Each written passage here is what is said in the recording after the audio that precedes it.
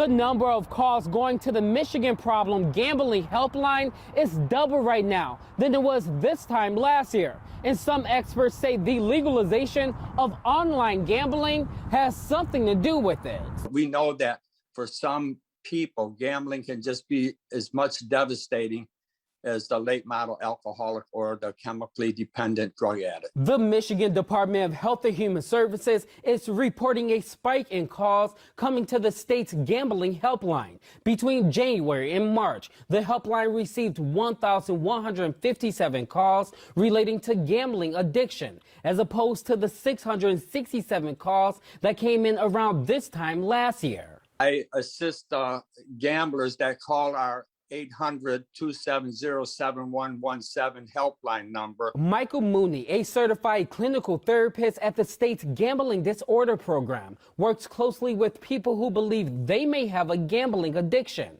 He says the department doesn't only get calls from people who believe they're addicted to gambling. They could be calling about acquiring information about gambling disorder services for a family member or someone that they know. In 2019, Governor Gretchen Whitmer signed legislation legalizing sports betting and internet gambling in the state. The legalization went into effect this past January. Since then, Michigan online gambling platforms have made around $205 million and paid $36 million in taxes. Pretty much every single ad, like every time they roll advertising, there's advertising for one of the new online betting sites. Michelle Malkin is a PhD student at Michigan State University who studies problem gambling and gambling-motivated crime. She says she thinks more and more people are calling the helpline because gambling is more accessible now that it's legal online.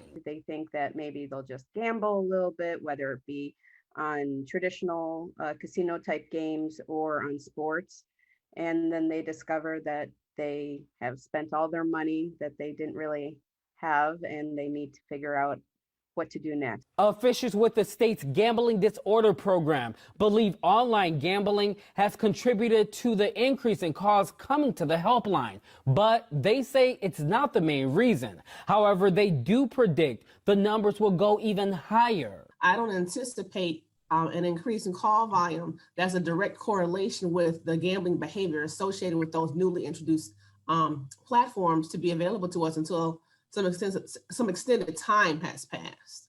I'm your neighborhood reporter here in Lansing, Larry Wallace, Fox 47 News.